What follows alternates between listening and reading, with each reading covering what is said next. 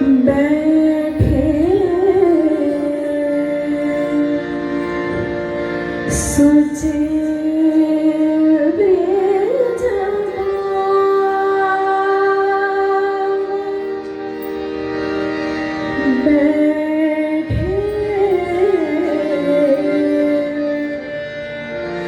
सोचे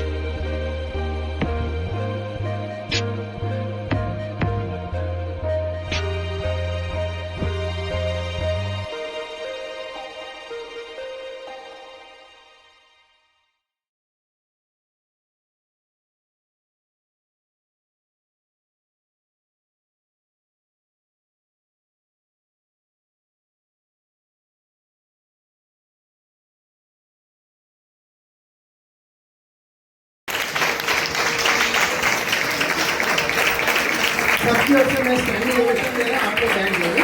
हम सबकी ओर से स्टैंडिंग ओवेशन दे चुके हैं और साथ में बहुत बहुत अद्भुत अद्भुत कार्यक्रम हुआ है। मैं इस पता नहीं कितने दिन से कर रहा था और जब मैंने इस बिटिया से कहा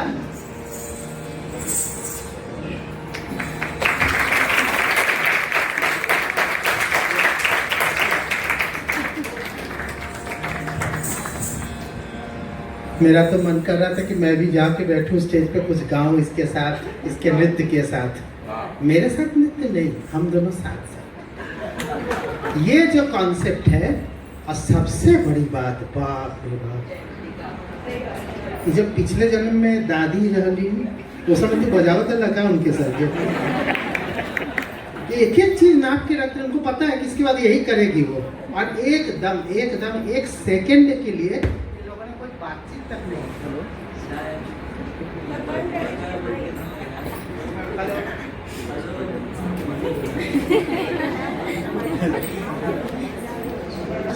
लेकिन उसके बाद से मैं कल्पना करता था कि इसको मैं कैसे करूं। इस दौरान हमारे बच्चे बड़े हो गए, 20 साल की बात है ना, थी तो 19 साल की, 20 साल की, इधर ये भी वही, तो बच्चे बड़े हो तो हमने कहा कि इनसे करवाना है।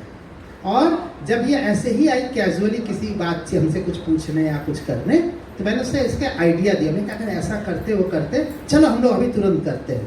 और हम वहीं पर गाना शुरू कर दी, से कहा चलो शुरू करो, भाव बताओ। तो ये जो प्रक्रिया है ये हमने बहुत जीवंत देखा है। मैं छोटा सा एक जिक्र करूंगा बागेश्वरी देवी का। बागेश्वरी देवी जी एक बहुत बड़ी गायिका थी, ठुमरी दादरा की, और उस समय अलकनंदा देवी जी जो बहुत अच्छी नृत्यांगना थी, वो काफ़ी एजेड हो गई थी, एकदम वृद्धा थी पूरी, और काफ़ी उनके कपड़े उपड़े फटे, उसमें पैबंद लगे हुए, काफ़ी गरीबी और मुफसली में उन्होंने ज़िंदगी के आखिरी समय बिताए, आप लोग जानते ही हैं।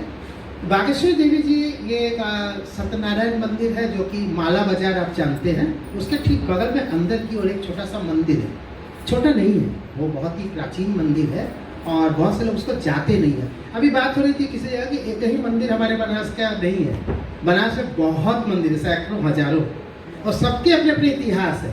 तो उस मंदिर का भी अपना इतिहास है। वहाँ पे बागेश्वरी देवी जी का पहले हर मंदिर में गाना बजाना होता था, गाना बजाना ही एक तरह से भक्ति का साधन था। तो वहाँ पे वो गाना बजाना उनका चल रहा था, मैं छोटा लड़का किशोर वय का बैठे सुन रहा था, ऐसे टकटकी लगा के सुन रहा था, बीच रात की बात है।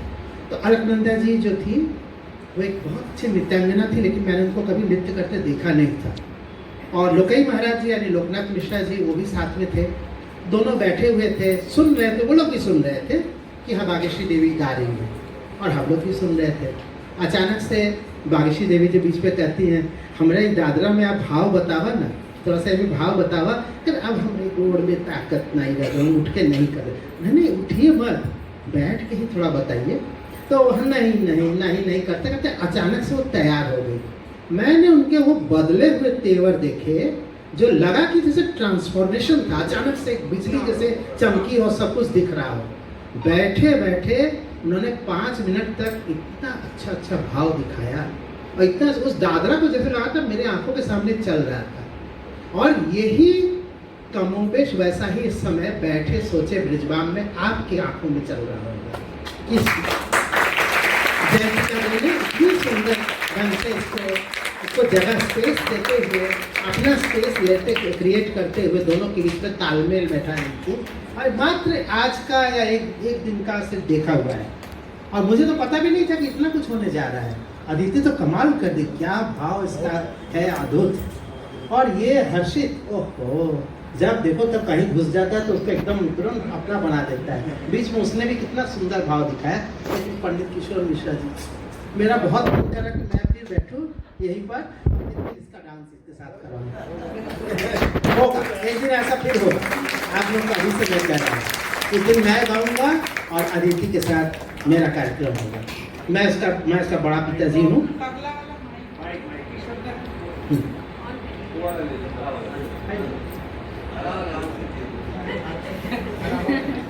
हेलो, एक बहुत ही अच्छा कार्यक्रम हुआ।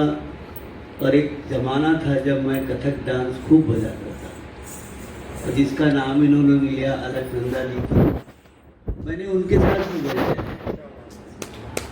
बागेश्वरी देवी के साथ मैं सैकड़ों प्रोग्राम किया हूँ। एक पूर्णिमा चौधरी की बनारस में थी, बहुत अच्छी टुकड़ी दादरा चैती गाती थी, महादेव जी की स्टूडेंट, मैं उन लोगों के साथ भी बजाया है। तो ये सब बजाने गाने से थोड़ा तजुर्बा मिलता है कि क्या करना है और डांसर क्या चाहता है। तो ये आप लोगों का आशीर्वाद है जो मैं इतना कर पाऊँ।